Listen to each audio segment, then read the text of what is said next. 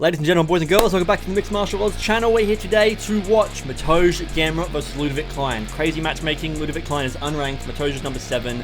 They stay disrespecting Mateusz Gamrot, but it is what it is. Here we are. Let's get straight into it. Round 1. Let's go.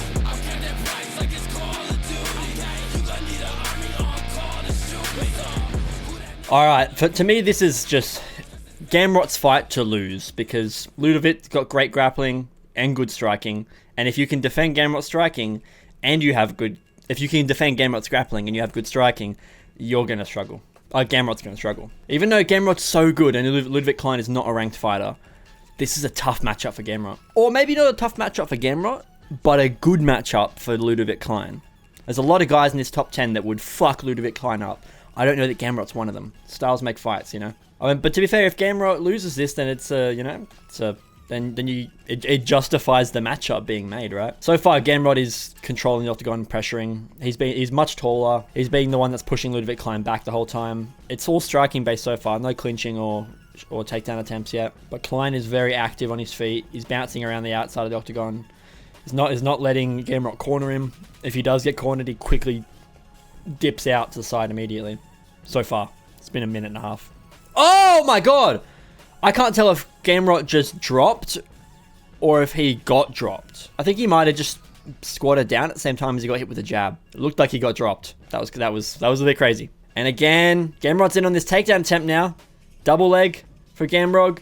Gamrot is trying to turn it into a back take. Ludovit's trying to defend this. He's not doing well though. Gamrot's getting there. He's isolated a leg.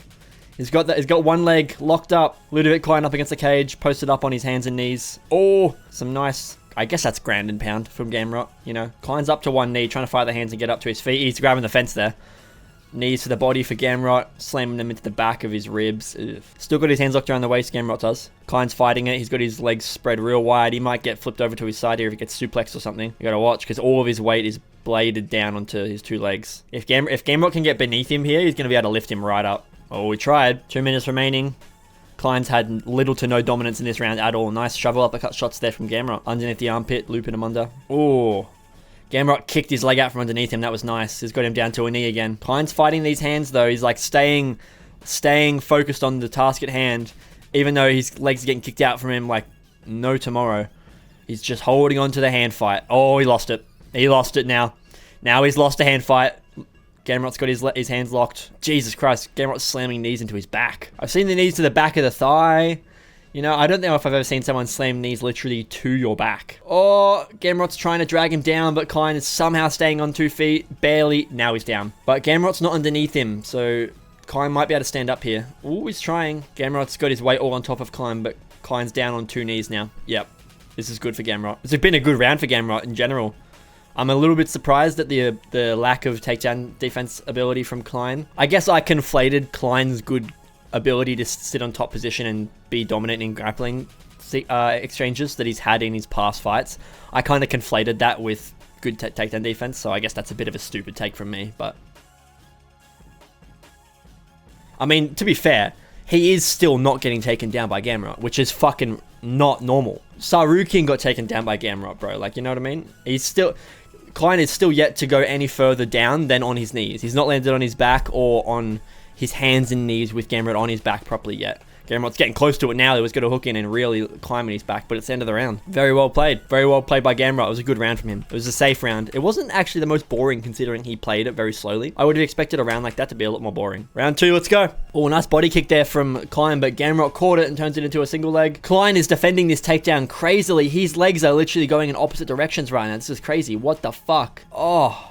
The flexibility of Klein there was impressive, but he still ends up in bottom position. That was good from Gamrot. Gamrot's trying to pass guard. He gets his into half guard now. Nice. Klein's in a bad position here. He's got his hands. He's got a head and arm choke. Gamrot's sitting in this position with this head and arm isolated, trying to get into... Nah, that's good. Klein got his guard back. He's in full guard now. Gamrot's trying to rain some elbows from top position here. It's just some ear clubbing ones from Klein there. I need to see Klein get up from this, man. He's getting absolutely dominated in this fight. This is what I expected to happen, to be honest, but like I was kind of hoping that Klein would be a little bit better. And like I said in the last round, I guess he's not getting absolutely dominated. He's making it really fucking difficult for Gamrot to get anything done here. but it's got to be more than just making it hard to get shit done. You know, you got to actually make it so that the guy is not advancing on you and not getting these positions. Even if he's not doing anything with these positions, you still let Gamrot get on top of you, you know, and you're not getting out from underneath him, which is not good. It could be worse, but it's not good. Jesus Christ, Gamrot's trying to pass into side control there, I think. It was a nice shot there, right hand from Gamrot on the ground. Landed to the temple. Oh, nicely, Gamrot ripped the body and then head there. But again, we're just stuck in full guard here. Gamrot's not managing to advance position. Nice elbow from Gamrot. Gamrot's not really getting any closer to these head and arm choke positions either. Like, and if he is, he needs to pass into side control, which Klein's got you in full guard. Nope, in half guard now. And he's actually got this head and arm isolated as he passes across to the side. Oh, he didn't have it good enough, though. He lost it, yeah. Well, he maybe didn't lose it, but he decided not to commit to it because it wasn't in properly. He's going for it again. Oh, he wants full mount. Gamrot wanted full mount, and Klein used it to escape. That was good. During the transition, Klein manages to get full guard back. Very solid. This is a relatively boring fight for, like, the ways that it's playing out. But the areas it's in is pretty entertaining. Like, this is a very active ground and pound exchange, you know what I mean?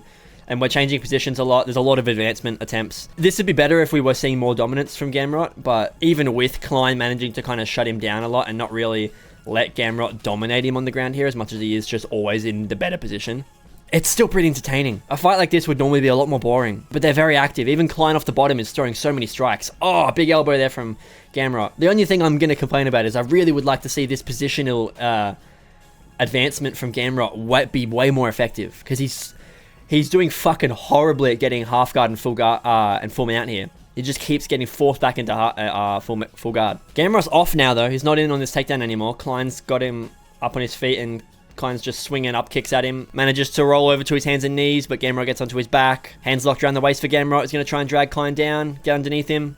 Klein gets to the fence. That's nice. That's good. He needed that. It's been a really dominant 2 rounds for Gamrot, though. I know I've been saying not dominant, but it's still dominant. It's just that I feel like Gamrot should be doing a lot better than he is, especially with the kind of positions he's getting Klein into and the lack of actual control and output that Klein has been able to instantiate. Wow, they both went for head kicks within the clinch there. That was kind of crazy. Back on the feet, though, in the center now. This is what Klein wants, but Gamrot just connected on the feet there, yeah. 20 seconds left in the round, though. Even though we're on the feet, I don't see Klein doing anything with this. Tried a head kick, Gamrot blocked it. Body kick from Klein. Whoa! Klein tried a wheel kick there, and it was really fucking heavy. Actually, it was more of a spinning back kick, but kind of like a wheel kick to the body. He threw it like a wheel kick, not a spinning back kick. But for some reason, it was like abdomen level rather than being up at head height. Round 3, let's go. All right, jab there for Klein. That was nice. Nice right hand there for Gamrot. Let's see how long this stays on the feet before Gamrot shoots. Nice low kick there for Gamrot, and then Klein returned, and Gamrot used that opportunity to throw a head kick. Kind of connected with it too. Ooh, Gamrot shot for a takedown, and Klein's managed to, what's the word? Stuff it. Jesus Christ. Sprawl. Klein sprawled on him. Oh my god, Klein tried a left overhand there, and then he threw a left head kick behind it as well. Jesus. Klein's arsenal is very, very good. I like the different kinds of weapons you're showing and throwing, but it's not enough because it's not connecting on Gamrot. You're using all this energy and showing all your weapons, and it's not actually hitting him. It's like worst case scenario. You actually have good weapons, and they're not connecting. Oh! Gamrot's stuck in a bad position here. Really good sprawl from Ludovit Klein, and he's got one underhook, and he's all the way down in this sprawl. Almost flat. Gamrot's down on one knee. He needs to try and slip out of here. There we go. He slipped out the back door. Back on the feet now. That's a good confidence booster for Klein, though. He needs to get a finish in this round, though. We can't win by decision. Jesus Christ, that left high kick of Klein keeps coming up. It landed that time as well. It wasn't too flush, but it landed. Gamrot tried a right head kick. Blocked. They get a bit scrappy in the clinch there. This is getting a bit brawly on the feet here. Klein's still pushing the pace as well, after he's been on his back for like the whole time. Fighting. Oh, nice right hook there for Gamrot. Left hook for Klein. Double jab there for Gamrot. Clean left head kick for Klein there. Gamrot got his hand to it, but I think it was too late. I think Klein landed that. Nice right hand straight down the middle for Gamrot. Ooh, 1-2 for Klein, just missed. That left straight at the end of it was so fucking powerful. If it had landed, that would have been nasty. They're starting to get a bit tired now, yeah. Oh, big left overhand for Klein. That was nice. Gamrot ate it, though. Gamrot's backing up now, though. Klein's the one controlling the octagon here and pushing Gamrot back up against the cage. I'm waiting for Gamrot to shoot out of desperation in a second here. That was a nice 1-2 for Gamrot. Big left hand over the top for Klein, but a right hook in return for Gamrot. Damn, dude. Gamrot's like chin is high, but he's still managing to land some of these shots after he gets clipped, which is kind of necessary for him. Body kick there for Klein. Minute 30 left. This is Klein's round, but he needs a finish, not... You know, Gamrot won those first 2. Oh, single leg for Gamrot. Klein almost defended it. Not quite. Not quite. That was close for Klein. He almost managed to defend it, but Gamrot gets into full guard here. Tries to pass into half guard. Failed though. If Klein can't get up here, this is the end of the fight, obviously, because he needs a finish. But even if he doesn't get up in the next like 30 seconds, I don't think he can win it, because I don't see him getting a finish in 30 seconds. I can see Gamrot getting really hurt and then just like managing to survive if he does get up and manage to go for a finish.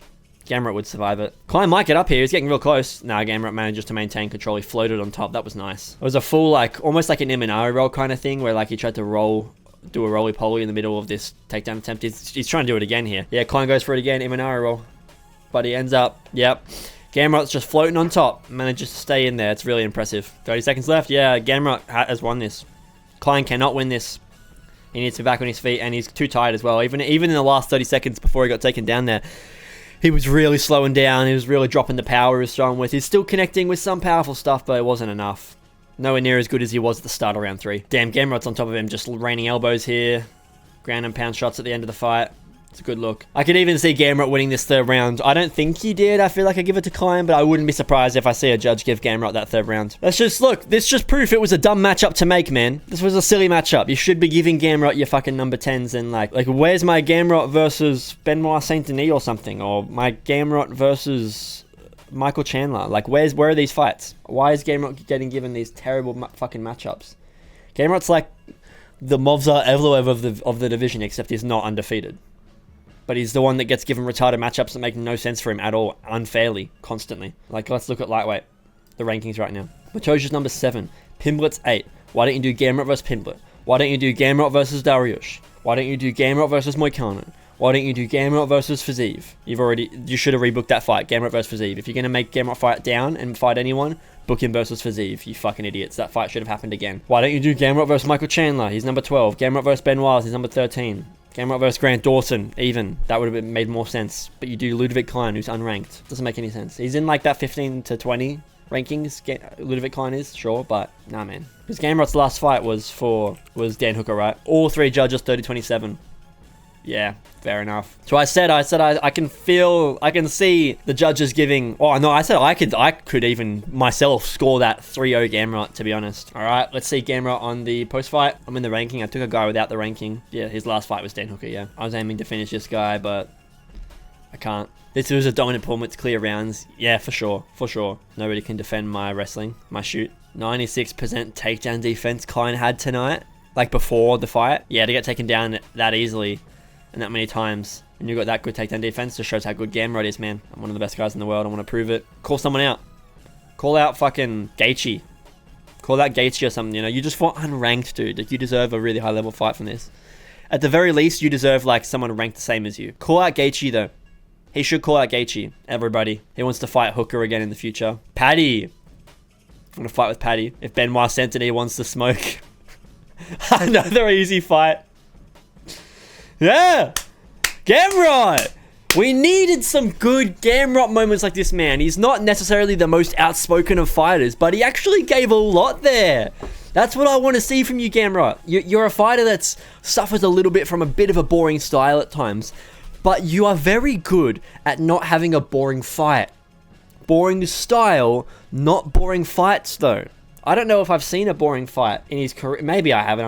I'm just forgetting it, but like, I don't think he's had. I mean, I might not remember some of his fights, I guess, but from memory, right? Like, this was a sick fight. I guess this might have been a weird fight. I don't really remember it, to be honest. This was a good fight. It ended early, but it was a good fight, and he was fighting fun there. This was a good fight. This was a good fight. This was a good fight. That's a finish. So even if it's not a good fight, too bad. That's a finish. That's a finish. And that's his first UFC fight. I don't think Gamrot's really had boring fights. Maybe 1 or 2 in there. The Jalen Turner fight might have been kind of questionable. Same with the RDA fight. But, I mean, like, let's look at the actual stats of it, shall we? Like, I don't know if that's really fair to say. Yeah, his RDA fight was... Look how many... He got 11 takedowns. He got 100... He fucked him up bad in that fight, man. I'm surprised I don't remember this. Oh, that was on O'Malley versus Vera. Oh, yeah. That's why I don't remember it, because this was on the prelims, I think. This was 2 ranked lightweights, and it was on the prelims, right? Yeah. Yeah, no wonder I don't remember it. Like, I watched this, I don't remember it. I watched this, I don't remember it. I know that Kyler Phillips did well, but that's all I remember. Is that, like, that was his breakout fight that got him a lot of attention. I don't remember this fight at all. I only remember this because Michelle Pajeda did some retarded shit. I remember that fight, obviously. I don't remember this. I don't remember this. Yeah, that fight, this card was too stacked on the main card for me to remember any of it, you know? I remember this, obviously. I remember this, obviously. I remember this, obviously. I remember this, obviously. I remember this, obviously. You know what I mean? But yeah, that's good shit for Gamrot. I'm actually quite happy for him. And I say this as a guy, I'm not going to call myself a Gamrot hater, because that's far from the truth, but I'm not that big of a Gamrot fan. I've never loved him. I've always been like, oh, cool, Gamrot's fighting. Nice, that's a good... Like, I've never seen Gamrot fight, and I'm like, oh, yeah, it's an okay fight, I guess. If I've ever seen Gamrot, even this, it's a Ludovit Klein matchup. He's unranked. It's fucking retarded. But I was like, oh, it's a Gamrot fight. That'll be fun. You know, that'll be a good fight. So, I'm glad that Gamrot proved himself well and effectively in this fight, very efficiently. I wasn't actually done looking at those stats, though. I wanted to look at, yeah, so he fucked him up there. This fight ended early. This fight was a split decision, which was kind of interesting. I don't remember it very well. Jalen Turner outstruck him in these, actually in every round, but did he get controlled in every round? Yeah, he did. So that's kind of tough. And these strikes are ahead, so it's like this ground and pound, obviously, that's not being counted as significant strikes for Gamrot. But I guess you could say the same thing for Turner in the first round, right? And the second round. So kind of questionable. I guess that is a really close decision, hey. I don't think I've seen that. This is on 285. This is one of the first events I ever watched live, so I don't recall that event very well. The Darush fight was good. I've seen that. Sarukin fight was sick. I've seen that. It's one of the most entertaining fights of fucking watching the UFC, dude. And these ones I don't remember, but they're all finishes. To be fair to Gamrot, he did well. And I'm actually excited to see Gamrot's next fight. I don't hate the idea of Gamrot versus Paddy. That's a great fight. Like, ranking-wise, let me quickly go back to this screen again, guys. Sorry. I think that that's a pretty good stylistic matchup. I would like to see it. I don't think they're going to make it, though, because I think they're going to want Paddy to be fighting, like, up here. You know what I mean? And Gamrot's down here. Paddy's here, right below him, so they would only be able to boost Paddy up to, like, maybe number 6 if he beat Gamrot. So I doubt they want to. Unless maybe they... No, they can't. I was going to say maybe they boost Gamrot a spot because he just beat an undefeated, an unranked guy. But it's Hooker that's above him, and he lost to Hooker, so you can't. Yeah. He said Paddy. He said Benoit Saint-Denis. He said someone else as well, I forget. But those are the fights I like. Oh, he said he wants to fight Dan Hooker again, yeah. I'd like to see this matchup again in the future, but give me like 2 fights from each guy. Give me like Dan Hooker versus Gaethje or whatever the fuck we're going to do up here. And then one more fight for Dan Hooker. And then do this matchup. After Gamrot's fought one more person after the Ludovit Klein, then it's not a bad time to do that rematch then. Especially because it was a close fight and it was 3 rounds. You can make it a 5-round fight. And at that point, these guys are probably going to be fighting for this position rather than this position, you know? So that's good shit. But I think next fight, arguably, like, I think he should have called out Gaethje. I don't think he's going to get the Gaethje fight, but I think that he should have said Gaethje. Because Gaethje, to me, right now, is the most call-outable guy in the top 5. He's going to retire. He's going to get a really big matchup with someone like Dan Hooker or Oliveira or Sarukin or Gaethje or someone like that, whatever. Oh, no, wait, Max Holloway's fighting Poirier, of course. Sorry, actually, I've forgotten about that. So they're both booked, and it's his last fight. He's not going to be fighting anytime soon because that's going to be a war. He's going to need time off after that. Gaethje is the most bookable guy. Even before the Ilya announcement with Oliveira, you still don't really give Oliveira down to these guys, you know what I mean?